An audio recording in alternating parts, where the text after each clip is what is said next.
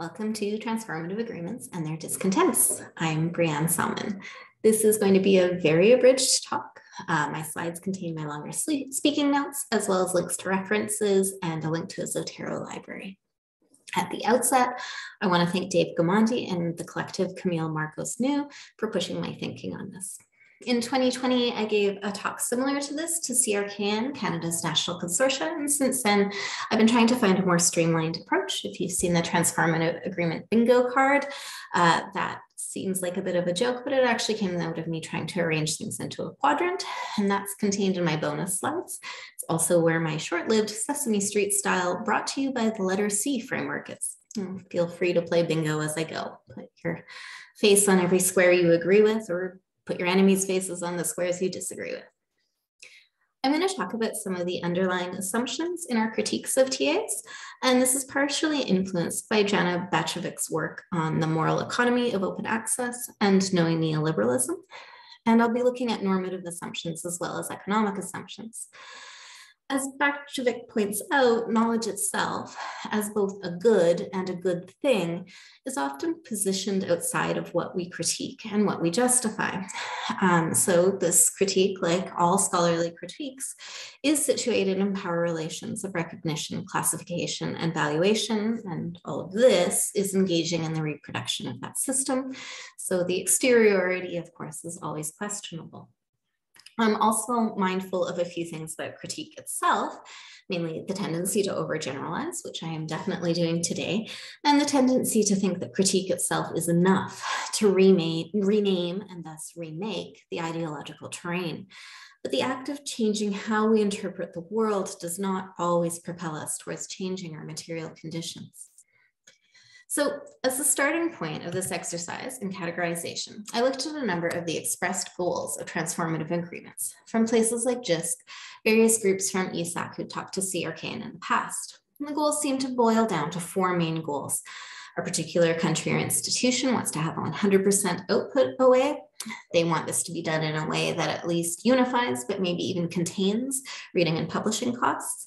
They want money from non-open access publishing shifted to open access, and they must have some sort of vision of this leading to a full transition of scholarly publishing to full open access. So holding TAs up to these internal goals serves as a useful framework for further grouping the critiques of TAs. These critiques are not necessarily mutually exclusive, though some may end up contradictory when we boil down their assumptions. The first goal, that the output is fully OA, is kind of the measurement side to the access argument, that scholarly publication is inherently good in the moral sense for the public, or whatever range of the public we define, and we need to simply broadly provide as much access as possible to this good in the commodity sense. Transformative agreements are good in the moral sense because access is good, even if we tend to accept here not just the language of liberalism or neoliberalism, but its practices of valuing measurement. So when scholars at Curtin University in Australia released a meta-analysis of global OA outputs, they found large increases in OA. Canada and the US were lagging behind. Europe's growth is driven by green, largely due to stronger funder requirements and national rights retention legislation, as well as integration into assessments like the REF in the UK. And in Latin America and Africa, the gold and diamond open access publishers continue to contribute to their open access excellence. So some countries or institutions have made gains as a result of TAs, but even this factual assessment rests on certain assumptions. Like many measurements, it's easy to fall into a trap of thinking that the measuring itself is neutral and practical even. There are innumerable critiques of measurement and neutrality. If you haven't already read it, The Whiteness of Practicality by David James Hudson talks about the ways that practicality is itself a hegemonic value in librarianship closely tied to whiteness. When we boil open access down to this practicality of measurement, it makes it easier to avoid talking about the various ideological conflicts and contradictions, the polarization and politics in publishing, by choosing to stick to the language of ideology that's the best at obscuring itself, neoliberalism. We don't talk about the system of production, just opening up its goods in the economic sense to however we have defined the public. The question of costs may seem purely economic, but it's not an easy question even in economics. but it also has normative political and social assumptions underneath it. The effective use of public funds, as already mentioned, is used as a practical way of bridging our interests with those of admin and government, who do far more than just talk about efficiency, austerity, and other values of neoliberalism. They put it into material practice. So I break this down into two main criticisms, both based on slightly different understandings of the market. The first perspective, exemplified by some of University of California's rhetoric, is we need to negotiate better or harder. We need better data, maybe actual knowledge about our APC spend, or better knowledge about market conditions, and even maybe we need to be willing to walk away, but as a negotiation strategy. Almost all negotiation critiques couch themselves also as pragmatic. We know it's not good in the long run, but it's what researchers want. It's what everyone else is doing. We're doing it just for now, but we might as well do it better. Pragmatically, however, applying market pressure to lower prices, which was one of the early claims for what transformative agreements could do, familiar to anyone who also has been following big deals, seems to have failed, especially when we see APCs of over $14,000. I really don't want to knock the time and effort that goes into negotiating these on the consortial end, it's a ton, because unlike giant publishing companies, the main specialization of library workers isn't trying to extract every last drop of value. However, it's hard to hold these principles without some underlying assumption that there is somewhere a free market where consumers exercise choice, one that's competitive and where competition is what drives innovation, and that efficient use of public funds is what's morally good. The other type of argument that comes up around the containment of costs and the unifying of publication and reading is that this is a new big deal for APCs. The premise is that under the guise of a deal, oligopolistic publishers with a large share of journals can set the price of a bundle, but now it's of APCs, not subscriptions. So are TAs much different than big deals? Both take up major parts of the budget. TAs also can't be unbundled and may offer even less budget autonomy for smaller institutions or those facing severe cuts. And some of the deals being negotiated aren't very cost neutral. They include inflationary increases, which many library budgets simply aren't going to be seeing. And we start to see some different assumptions underlying this direction of critique. Many are still focused on the pragmatic, that this is bad because we're increasing dependency on the big publishers even further. But these critiques also acknowledge that there's a conflict here as we struggle over finite resources, which is at odds with the abundance of scholarly production itself. Additionally, while not always explicitly said, concerns about library expectations reflect internal power differentials between librarians and instructional or research faculty. There's also more skepticism here that negotiation will even work, with the recognition that even the biggest library consortia is still going to be imbalanced with the big five and their power. There are moral and economic arguments about the how of shifting money to open access when it happens through TAs. As Batchovic reminds us, open access does not necessarily mean decommodified. I think by this point we all realize this, no matter how desperately we wanted it to be true. Indeed, we now see what Batchovic calls the data about the knowledge and the data about the people involved in the knowledge becoming increasingly commodified. As well, we see that the continued exponential increases in publications has increased demand for things like service of selection and curation. And we start to see some critiques here that look at the production side of scholarly publishing, not just consumption and access. So there are a lot of critiques of transformative agreements that center around market concentration. In short, these critiques generally argue that TAs do not shift power from oligopolies because they're based on those oligopolies' existing profit extraction, and it helps to increase their market share and the prestige of particular publishers, which results in further redistribution of public money to private entities, and the big get bigger. The market concentration pushes out diamond publishers and disadvantages smaller publishers who can't gather data and negotiating information as readily as large-scale publishers. There are two different sets of assumption that seem to operate here.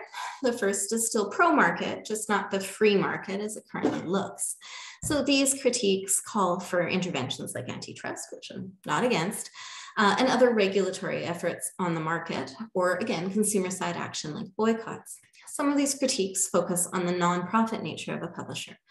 So while this is aimed at deflating some of that profit to shareholders at the expense of the public purse, it can also ascribe overly value-based purpose to nonprofits, many of which are either shells for vanity philanthropic capitalism or have values that do not fully align with the openness of the scholarly endeavor, or what we want it to be at least.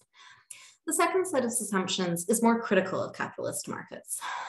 So it looks at the process of commodification, accumulation, speculation, and financialization that goes with capitalist markets. And in this view, and the economic evidence seems to back it, capitalist markets tend towards concentration through different levers, but most obviously through successful corporations getting enough capital to buy their competitors. It's important to note that while we might think of the phrase collective action as liberatory, it also describes the very often sophisticated collective action that corporations and those with capital take in their own class interests. As well as markets over time being dominated by profit maximizing oligopolies, monopoly finance capital requires new areas to put surplus investment in, such as our pensions, to continue to grow. This leads to acquisition and imperialism to find new markets and new labor to exploit. Financialization and speculation also do not inherently improve production in this view. We can see this in the disastrous effect hedge fund purchases often have on companies, but they do increase exploitation. And as Dave Gamandi will always remind us, nonprofits are a part of this system. Because this critique is based on the underlying economic systems and their moral worth, it implies some sort of alternative economic model beyond current exploitation. So we see a spectrum here. We might see calls for collaboration on or collective ownership of infrastructure, nationalized or socialized systems of academic production, and sometimes an accompanying larger critique of the university's roles as significant players in this system. Scholarship critiques note that the incentives for shareholders might distort the scholarly goals of journals, and that by increasing the profits, TAs increase the distorted incentives. This happens on both the macro level as models of publishing consolidate around the winner, the APC model, fast publication, gaining prestige, and on the individual level as TAs are celebrated and promoted by libraries and consortia, and influence the publishing choices of price-motivated researchers. Just as few others than economists are likely to identify themselves as neoliberal, rarely too does anyone directly make the argument that commercial interests improve the scholarly pursuit, but it can be disguised in terms of competition or innovation. Critiques based on the values of scholarship are often the most normative and moral, but the values aren't always as clearly stated as they are with scholar-led, for example, and it can actually be quite a difficult process to define them. But some of the assumptions here may be whoever pays for something likely influences it in some way, and less attention is paid at the governance level to the normative consequences of the economic models. And in some, possibly many, circumstances, profit will be at odds with scholarly values and ethics.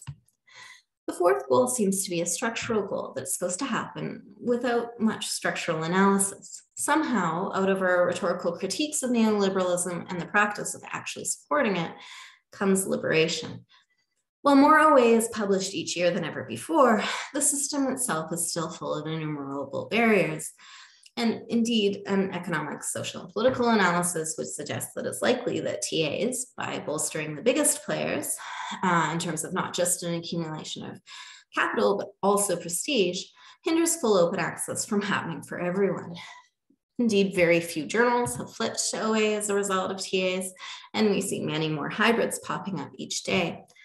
And this ties into the biggest common critique of TAs, that instead of the systemic change they promise, they grow a model that adds prestige for a few and is unattainable to most, which doesn't sound very different than the system we already had. It does shift inequity to authors. It becomes pay to publish rather than pay to read.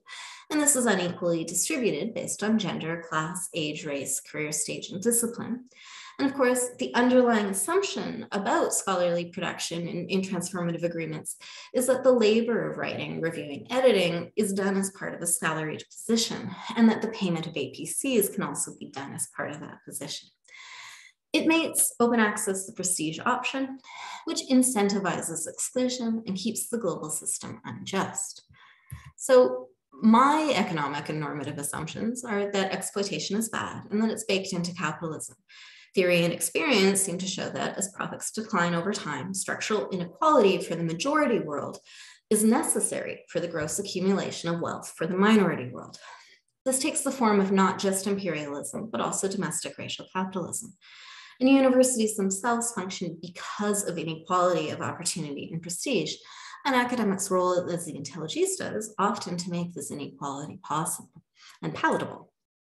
And of course, another very fair critique is that by focusing our energy and resources on TAs, we're missing out on important conversations and initiatives that could change things, knowledges and scholarship beyond these systems. Thanks.